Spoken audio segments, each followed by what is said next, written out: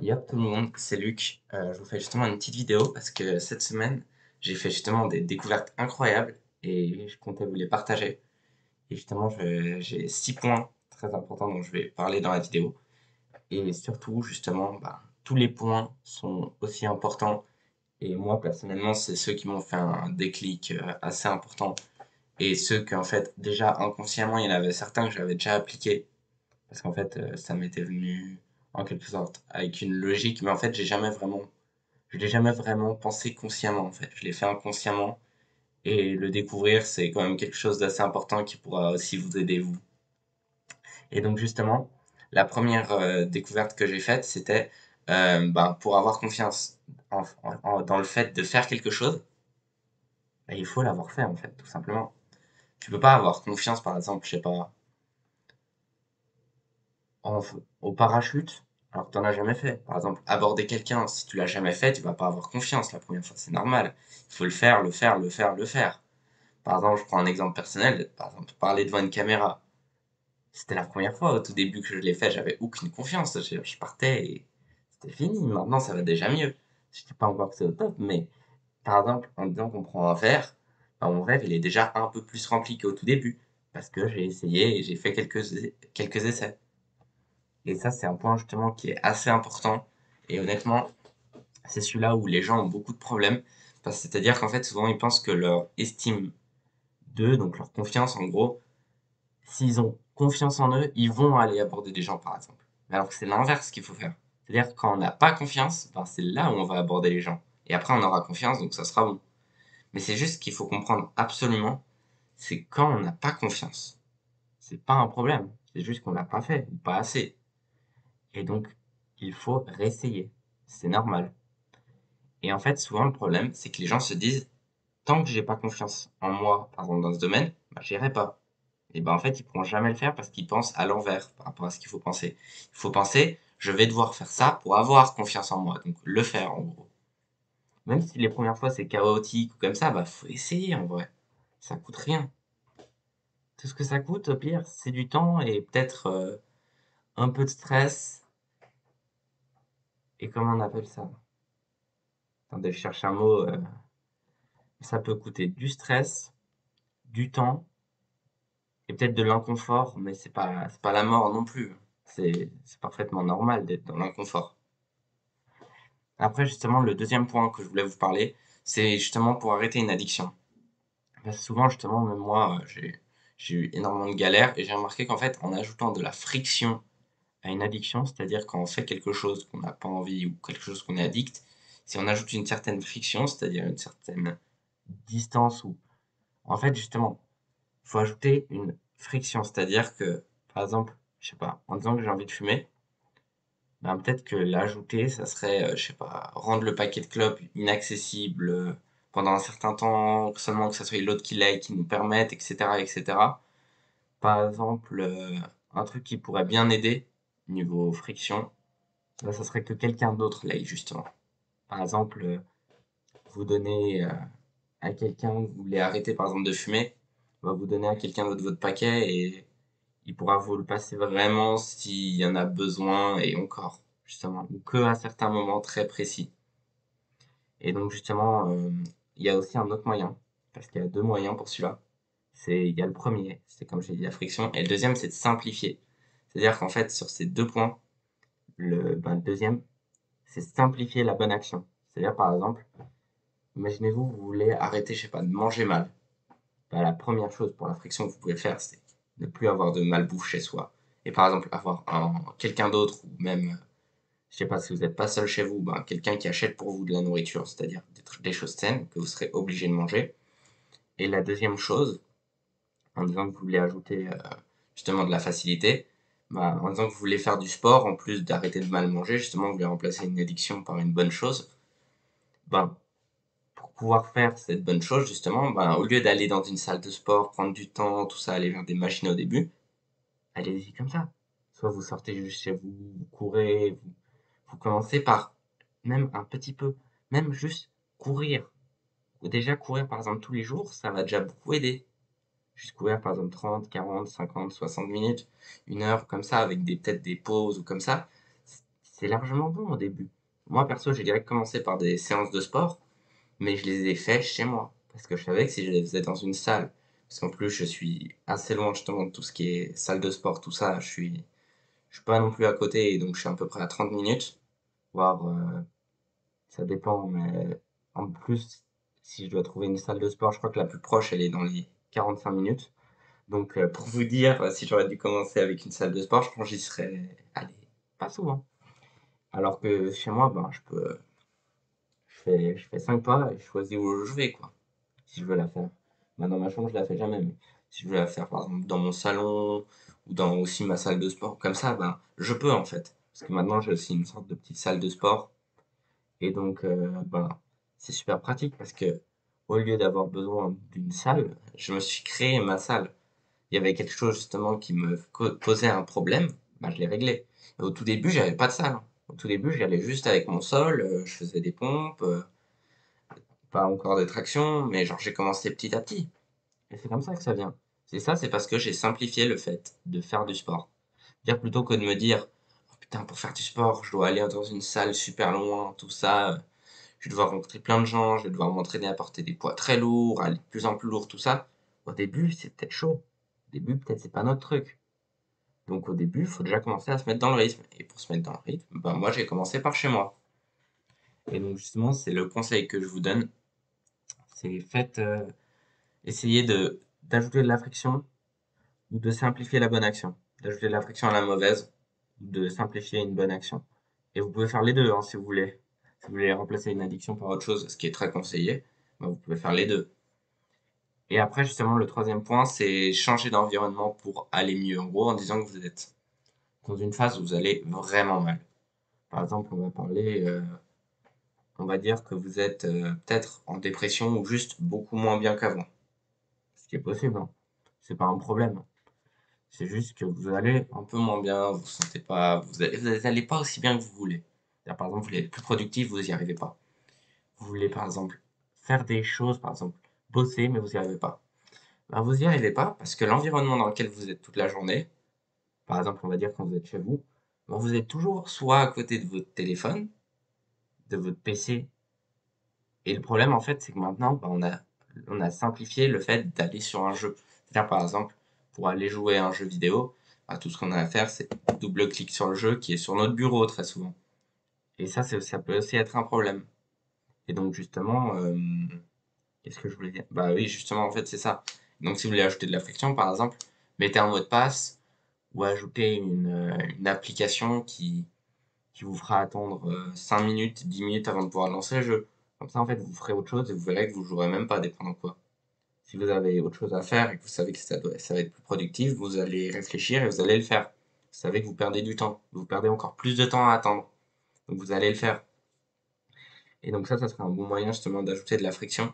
En disant que je reprends l'autre exemple. Parce qu'en fait, le problème, c'est que l'environnement, justement, je vais, tac, je vais vraiment aller dedans parce que celui-là, en fait, il est assez complexe et dur à expliquer à la fois. C'est-à-dire que l'environnement, ça peut être tout et rien dépendant où vous êtes. Ça dépend toujours de là où vous êtes. Mais par exemple, en disant que vous voulez, par exemple, vous mettre à travailler et que vous êtes dans votre salon avec votre manette à côté de vous, télécommande de l'autre côté, avec peut-être la télé juste en face, la console bah, avec qui est reliée à la manette, et vous avez une console super top, où vous avez envie de jouer, tout ça, ça va être compliqué de bosser. Alors que juste si vous allez dans une salle qui est déjà beaucoup plus isolée, c'est-à-dire que, par exemple, il n'y a pas de télé, il n'y a pas de jeux vidéo, il n'y a pas de jeux vidéo, il n'y a pas de manette ou quoi que ce soit de ce style, bah, vous verrez que vous bosserez déjà mieux. Et c'est même pas une blague ce que je vous raconte, c'est juste un fait. Je l'ai découvert, en fait, je l'ai fait machinalement. J'ai remarqué que il y a 3 mois environ, quand j'allais très souvent sur ma console, c'est-à-dire tout ce qui était jeux comme ça, bah j'y jouais encore. Il y a maintenant, je crois que ça fait 5 mois que j'y ai pas vraiment joué. Mais en gros, c'est que je me sentais de moins en moins bien quand j'étais là-bas. Et en fait, peu importe ce que je faisais, peu importe si j'avais envie de faire, j'ai remarqué que je le faisais presque pas. Et donc au final, bah, ça m'a aussi dégoûté des jeux. Des jeux sur tout ce qui est console, maintenant j'y joue plus. crois que la dernière fois que j'avais allumé ma console, c'était pour les jeux du mois, donc c'était il y a un mois. Ouais, ça date. Et juste, c'était parce que bah, j'ai une PS5 et moi je suis un gratteur, donc je suis un rat. Donc je me dis un jour, si j'ai envie de jouer un truc ou que quelqu'un a besoin de ma console comme ça, bah, je peux lui passer mon compte où il y a 300 jeux dessus, il pourra être content. Et même si une fois d'un seul coup, je sais pas, je suis avec un pote et que spécialement j'ai un jour où, par exemple, j'ai fait tellement de choses pendant toute la semaine, où je me permets par exemple une demi-journée de jeu ou comme ça, ou même une journée, ben, j'aurai des trucs de côté. Et au cas où si on a envie de jouer à un jeu et qu'il est payant de base et que je l'ai gratos, ben, c'est toujours ça de gagner. Et aussi justement, il y a un truc qui est assez important, c'est s'habituer à aller dans des situations incertaines. Ça, c'est le prochain point que je vais aborder justement. C'est le point que j'aborde maintenant. S'habituer à aller dans des situations incertaines. Ce que j'entends par là, c'est par exemple, imaginons que vous avez l'habitude de jouer. Quand vous allez jouer, vous allez savoir ce qui va se passer. Mais par exemple, imaginez-vous que vous décidez de faire quelque chose que vous n'avez jamais fait. Peu importe ce que c'est, que vous avez juste jamais fait. De toute façon, dans tous les cas, peu importe comment vous vous y prendrez, vous ne pourrez pas tout contrôler et tout savoir. Donc autant y aller. Vous découvrirez peut-être de nouvelles choses incroyables, peut-être de nouvelles choses dont vous allez apprendre, ce qui peut être aussi incroyable, dépendant quoi. Et en fait, ça vous permettra d'obtenir énormément. Parce que vous allez apprendre de nouvelles choses et vous allez obtenir peut-être de nouvelles choses, découvrir de nouvelles choses possibles, avoir de nouvelles idées. Vous allez pouvoir avoir tellement de choses si vous allez dans des situations où vous n'êtes pas sûr à 100%. Par exemple, euh, prenons un exemple, quand vous allez en cours, par exemple le lundi matin, et que le lundi matin, première période, il y a français. Bah, à chaque fois, ça va être français. La seule chose incertaine, c'est qu'est-ce que vous allez faire en français. Et dépendant de quoi, vous le savez déjà pour le cours d'après. Mais par exemple, une chose incertaine, ça serait d'aller parler à quelqu'un que vous n'avez jamais parlé. Vous ne savez pas comment l'autre peut réagir, vous n'allez pas le savoir avant de l'avoir fait. Et encore, tout dépend de ce que vous dites, comment vous êtes. Et donc ça, c'est des choses incertaines sur lesquelles vous pouvez justement travailler. Et au lieu d'essayer justement de réfléchir dessus, allez-y, juste essayez. Même si vous avez peur, justement, c'est pas grave d'avoir peur. C'est parfaitement normal. Et justement, c'est le point que je vais aborder après. Parce que la peur, c'est un truc qui nous bloque trop. Alors que ça devrait pas. Mais justement, quand vous faites quelque chose qui est incertain, faites-le. Faites-le même si vous êtes incertain de ce que ça va donner.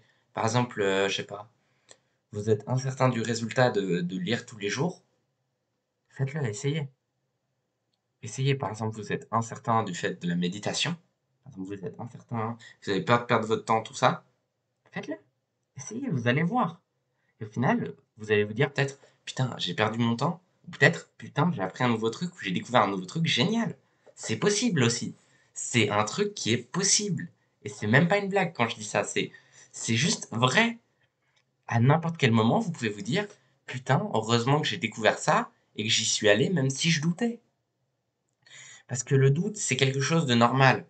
Par exemple, quand vous faites, moi, par exemple, quand j'ai commencé, j'avais déjà commencé le sport, par exemple, je vais prendre il y a quelques mois en arrière, quand j'ai commencé à faire des tractions, j'ai pas commencé par faire des tractions en mode tac, tac, super classe, tout ça, non. J'ai commencé par juste me tenir à la barre et j'étais incertain du résultat que j'allais avoir au bout de peut-être un mois, 2 mois, 3 mois. Et au bout d'un mois, 2 mois, 3 mois, bah maintenant je sais faire des tractions. Donc, comme quoi j'ai fait quelque chose d'incertain et pourtant ça m'a apporté de grands résultats. Et encore, j'avais pas encore cette technique. Moi, j'allais juste en mode ça passe ou ça casse. Mais maintenant que je sais ça, c'est quelque chose d'incroyable. Et je l'applique, bah, je vais essayer de l'appliquer très souvent parce que c'est une leçon qui, en fait, déborde sur plein d'autres. Faire quelque chose d'incertain, c'est réussir à sortir de sa zone de confort. C'est réussir à éviter, à contrôler ses peurs, à essayer de nouvelles choses. En fait, c'est la leçon, honnêtement, c'est une des leçons qu'il faudrait essayer d'appliquer le plus possible. C'est juste super important, honnêtement. C'est une aide de fou. Cette leçon, honnêtement, elle m'a apporté une nouvelle vision sur sur tout le thème, surtout à peu près tout ce qui touche au développement, à l'amélioration de soi. Incroyable, honnêtement. Je kiffe, moi. J'adore. Quand j'apprends ce genre de choses, c'est des choses que j'apprends, mais en plus de ça, que je peux appliquer derrière et que j'adore. Par exemple, moi, parler à quelqu'un, j'ai toujours eu de la peine. Et c'est pas pour autant que je l'essaye pas. J'essaye de parler à des nouvelles personnes, tout ça. Des fois, ça marche, des fois, ça marche pas, mais faut essayer. Et honnêtement, j'essaie pas non plus tous les jours ou une fois par semaine minimum. Non, c'est juste, j'essaye dès que je sens que c'est une personne avec qui je pourrais avoir, ou je pourrais bien parler ou comme ça. Parce que je vais pas aller parler à la première personne, à un vu, comme ça, à quelqu'un de random. Non, c'est pas ce qui m'intéresse. Moi, ce qui m'intéresse, c'est de parler à des gens avec qui après je peux garder contact, avec qui je peux bien m'entendre. C'est-à-dire que si je parle avec quelqu'un au pif, juste parce que genre je parle avec quelqu'un qui m'a l'air déprimé et qui fait jamais rien, sûr que je vais parler, mais je vais pas être motivé à vouloir lui parler non plus, donc ça sert à rien. Faut parler avec des gens avec qui vous voulez parler, par exemple. Et la seule chose certaine que vous pouvez savoir, et même là, vous êtes incertain de ce que l'autre personne est, donc vous pouvez quand même essayer. Et si vous voyez que c'est trop chiant, vous pouvez essayer de lui dire ou comme ça, et de partir tout simplement, ou de vous éloigner, ou juste de faire semblant de continuer, ou après il y a plein de moyens, et tout dépend de vous. Justement, faire des choses incertaines, c'est un truc super important. Et donc justement là maintenant je vais parler du cinquième point, celui-là qui m'a... Je l'ai découvert il y a un petit moment honnêtement, mais j'ai essayé de l'appliquer pas mal, surtout cette semaine et les dernières semaines, et ça m'a pas mal aidé. Je vous avoue que j'ai découvert pas mal de choses, et surtout, celui-là m'a été très utile, parce qu'en fait je suis quelqu'un d'arachnophobe, c'est-à-dire que dès que je vois une araignée, je me mets à paniquer. C'est-à-dire que vraiment, genre, à l'époque, il y avait une araignée qui était une petite araignée, hein. Par exemple, on va dire une araignée de cette taille, qui était genre sur ma fenêtre là-bas vers le haut. Bah, j'avais quand même peur. C'est-à-dire que je pouvais me mettre à stresser ou comme ça, alors qu'elle était là-bas et elle bougeait pas. Mais ça, c'est un truc que j'ai appris à contrôler grâce à cette cinquième leçon, qui est, en fait, la peur nous empêche de voir comment ça se passe vraiment. C'est-à-dire qu'elle nous empêche en disant qu'on a bah, l'araignée, qu'est-ce qu'elle va faire? Puis elle va bouger un peu, elle va peut-être aller quelque part d'autre. Bah, moi, ce que j'imaginais, c'est que l'araignée va sauter et essayer de me manger. Pas de me manger, mais vous avez compris, quoi, de me mordre ou comme ça. Et qu'elle serait dangereuse. Alors qu'elle l'est pas. C'est juste la peur qui me fait imaginer que l'araignée est dangereuse. Donc la peur, elle nous fait imaginer des choses complètement fausses. Et en plus de ça, elle nous empêche d'avancer. Et justement, il y a une phrase que j'aime bien sur ce thème, c'est il faut plus peur d'avoir peur que peur d'avoir peur de quelque chose. Attendez, je refais. Il faut plus avoir peur d'avoir peur que d'avoir peur de quelque chose. C'est-à-dire qu'en fait, on doit plus avoir, par exemple, si je vois, on va dire une épée, je vais prendre un exemple parce que ça va être beaucoup plus clair et beaucoup peut-être mieux pour vous. Par exemple, en disant que je vois, je sais pas, quelqu'un avec une épée, ben, faut plus que j'aie peur de la peur que je vais avoir par rapport à cette personne que, que de cette personne, en fait, tout simplement. La peur que je vais avoir par cette personne, je dois plus m'en inquiéter que la personne elle-même. Donc c'est-à-dire que je dois pas me mettre à courir ou quoi que ce soit, je dois me mettre à réfléchir sur ma peur qui est complètement irrationnelle. C'est surtout ça. Et moi, honnêtement, l'arachnophobie, elle s'est pas mal réglée parce que justement, bah, pas encore entièrement, mais genre ça va déjà beaucoup mieux. Par exemple, l'exemple que je vous ai pris ne m'inquiète plus. C'est juste avec le temps en fait. Et juste aussi le fait de se remettre en question et de réfléchir comme ça en fait. Faut pas se dire araignée dangereux. Par exemple, moi honnêtement j'ai un peu aussi peur des tout ce qui est de manière générale, surtout avant ça aussi, mais des insectes. Et maintenant ça va déjà mieux. C'est pas encore 100% résolu, mais les insectes de manière générale me font moins peur. Juste parce que j'ai réfléchi dessus, je me suis dit mais pourquoi ça serait dangereux envers l'humain? Est-ce que l'humain leur a fait quelque chose ces derniers temps? Etc. etc. Et cetera. Et tu remarques que pour la plupart la réponse est non. Par exemple, je sais pas, un scarabée, ça va pas forcément essayer de t'attaquer ou quoi que ce soit, ça s'en fout, etc., etc. Et même des insectes autres que je connais pas, hein. Pas que je connais pas, mais qui sont pas forcément, j'ai pas forcément vu de mes yeux. En fait, je me dis, quel intérêt ils auraient à t'attaquer s'ils ne mangent pas de viande ou quoi que ce soit. par exemple des insectes herbivores qui seraient par exemple un éléphant, pourquoi voudrait-il t'attaquer? Il va pas te manger, il va pas essayer de, à part s'il a ses bébés à côté, il va jamais t'attaquer. Ça n'aurait aucun sens. Et c'est ça justement qu'il faut comprendre. Faut plus avoir peur de s'imaginer l'éléphant en train de s'attaquer et de ne pas aller par exemple vers l'éléphant à cause de ça, que de l'éléphant. Il faut plus s'en inquiéter de son imagination avec cet éléphant. J'espère justement que ça a été plutôt clair. Et justement, je vais passer au dernier point, le sixième. C'est que même si vous échouez dans quelque chose, apprenez à vous féliciter. Moi, c'est quelque chose que j'ai beaucoup fait, mais qu'après, j'ai eu énormément de lacunes. C'était pas ces derniers temps. Surtout il y a 3 4 semaines, j'avoue que j'avais l'impression de pas progresser du tout, même des fois d'un peu reculer. Et donc au final, ce que j'ai fait, c'est juste que je me suis quand même dit, pas grave, t'as fait ça, au moins tu l'as fait, bravo. Puis je continuais. Et surtout, c'est ben, cette semaine, même si j'ai eu deux trois trucs où ça s'est pas exactement passé comme je voulais, je me suis quand même félicité parce que j'ai fait mieux. Et même les fois où je faisais pas mieux, j'ai quand même essayé de le faire. Et en fait, ce qu'il faut, c'est se féliciter d'avoir essayé. Et puis réessayer. Parce qu'on aura cette fois encore plus la hargne. Et au bout d'un moment, en s'imaginant qu'on arrivera, qu'on y arrivera, qu'on y arrivera, on va réussir. C'est même pas un doute. Il y a justement une phrase de, de Martin Luther King, je crois que c'est Martin Luther King, oui, je crois que c'est ça.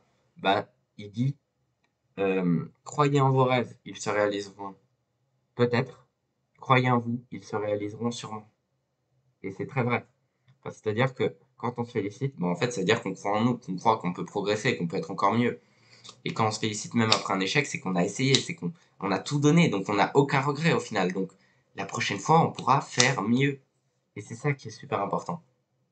Et donc justement, là, c'est un peu les découvertes de la semaine qui j'espère, pourront vous aider et que vous pourriez aussi appliquer et réfléchir dessus, quitte à regarder pour être sûr de tout avoir bien compris. Et moi, je vous dis ciao, c'était Luc. Passez une bonne journée.